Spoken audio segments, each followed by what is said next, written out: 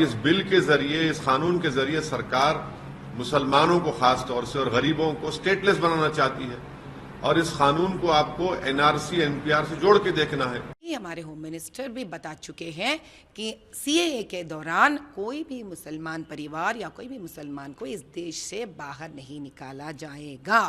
अगर असद जी इसके बारे में मुद्दा कोर्ट में लेके जाना चाहते हैं तो उनकी मर्जी है, लेके जाने दीजिए।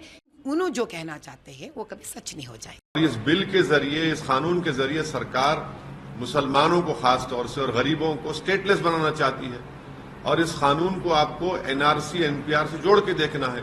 ये कानून पास हुआ था 2019 में। रूलिंग पार्टी नरेंद्र मोदी प्रधानमंत्री की सरकार ने इसको पास किया, तो वो लोग इसको दबा के रखे अपने पास, अपने बगल में दबा के रखे। कमीशन ऑफ इंडिया लोकसभा के चुनाव की डेट्स अनाउंस करेगा। उन्होंने रात में ये रूल्स का ऐलान कर दिया।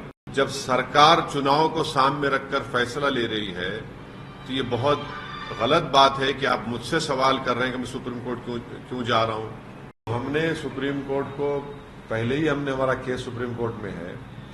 उस वक्त गवर्नमेंट ऑफ इंडिया के काउंसिल ने कहा था कि गवर्नमेंट ऑफ इंडिया ने अभी रूल्स नहीं बनाए हैं, तो इसलिए अभी इस पर कोई बहस करना बहुत जल्दी होगा। अब जबकि मोदी हुकूमत ने CAA के रूल्स बना दिए हैं, तो सुप्रीम कोर्ट जाना एक अर्जेंसी है, वक्त का अहम तकाजा है। क्योंकि अगर ये सरकार सिटीजनशिप देना शुरू कर दे एक अनकॉन्स्टिट्यूशनल लॉ पर, जिसको एक रिलीजन के ऊपर बनाया गया है, तो इससे नुकसान हो सकता है।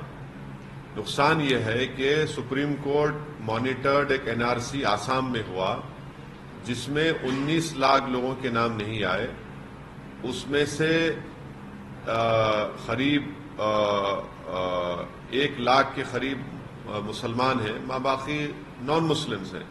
अगर आप इस लॉ के उस रूल्स के तहत उन तमाम लोगों को दे देंगे सिटीजनशिप जिनका रिलीजन इस्लाम नहीं है, तो ये बड़ा ही नाइंसाफी होगी उन लोगों के लिए, उन मुसलमानों के लिए जिनका नाम नहीं आया।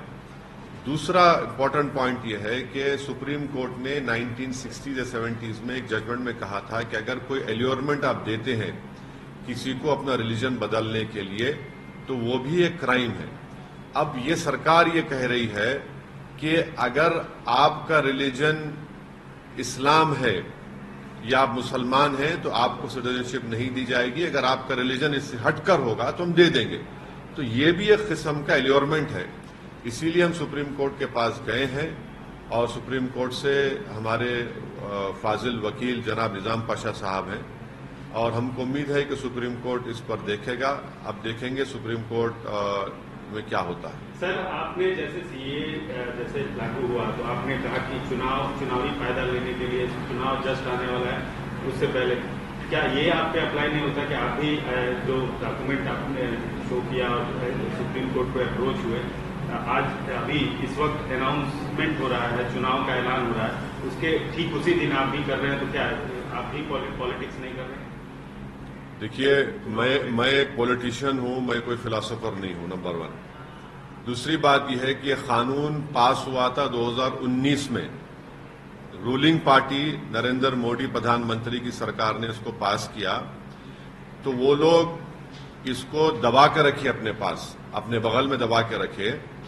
और जैसे ही उनको मालूम था कि 1 हफ्ते के अंदर election commission of India Lok Sabha के चुनाव की डेट्स अनाउंस करेगा, उन्होंने रात में ये रूल्स का ऐलान कर दिया। जब सरकार चुनाव को सामने रखकर फैसला ले रही है तो ये बहुत गलत बात है कि आप मुझसे सवाल कर रहे हैं कि मैं सुप्रीम कोर्ट क्यों जा रहा हूं। जब कोई रूल्स बनाती है सरकार तो मुझे सुप्रीम कोर्ट जाना पड़ेगा ना। मैंने तो उस कानून को लोकसभा में इस बिल को फाड़ा था, जिसको अनकॉन्स्टिट्यूशनल काला कानून कहा था। और इस बिल के जरिए, इस कानून के जरिए सरकार मुसलमानों को खास तौर से और गरीबों को स्टेटलेस बनाना चाहती है और इस कानून को आपको एनआरसी एनपीआर से जोड़ के देखना है। तो सियासत तो नरेंद्र मोदी कर रहे हैं और इस तरह का कानून बनाकर। हाँ अमित शाह जी का कहना है, कई वाले प्लेटफॉर्म उन्होंने कहा है कि आप सीए के ऊपर जो है आप झूठ फैला रहे हैं, आप राजनीति कर रहे हैं, आप डर पैदा कर रहे हैं। उनका कहना है कि जो आप बात बोल रहे हैं वो प्रोविजन सीए के जो नोटिफिकेशन है, जो गवर्नमेंट का नोटिफिकेशन उसमें नहीं है। उनका आरोप है कि आप जानबूझकर राजनीतिक फायदे मैं एक ही बात कह दी अमित शाह और नरेंद्र मोदी। क्या अमित शाह ने पार्लियामेंट में मेरा नाम लेकर नहीं कहा था कि देश में एनआरसी एनपीआर भी होगा? आपके कई टीवी चैनलों पर अमित शाह ने कहा था कि क्रोनोलॉजी समझिए, एनपीआर एनआरसी होगा। क्या बीजेपी ये कह दे कि आसाम में जो 19 लाख लोगों के नाम सुप्रीम कोर्ट मॉनिटर्ड एनआरसी जो हुआ था, जिसमें 1600 करोड़ रुपए खर्चा किए गए और 50 लोगों ने सुसाइड कर लिया, उसमें हेमंत बिस्व शर्मा जो मुख्यमंत्रियों कह रहे हैं, वो कह चुके हैं कि जो नॉन मुस्लिम है उनको सिटीजनशिप मिल जाएगी। मुसलमान क्या करेगा? वो एक खौफ का माहौल पैदा कर रहे हैं। मैं नहीं कर रहा हूं। पहले तो सिटीजनशिप का कानून आप मजहब की बुनियाद पर क्यों बनाया? आपने बनाया इसको, गलती आपने की, जो राइट टू इक्वालिटी के खिलाफ है भारत के संविधान के। तो वो कर रहे हैं सब चीजें।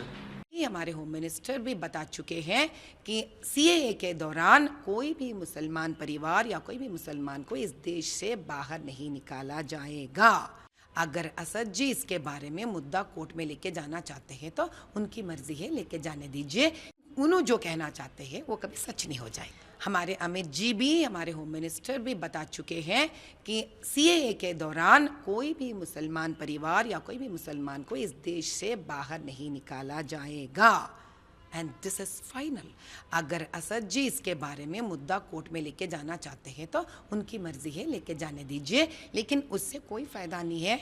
और उन्होंने जो कहना चाहते हैं वो कभी सच नहीं हो जाएगा। बिल्कुल रेडी है भाई। अभी मई 13 डिक्लेयर कर दिया तो 2 महीने मिल गए हमको। बढ़िया स्पोर्ट खेलेंगे हम तो। मजा आ रहा है मुझे।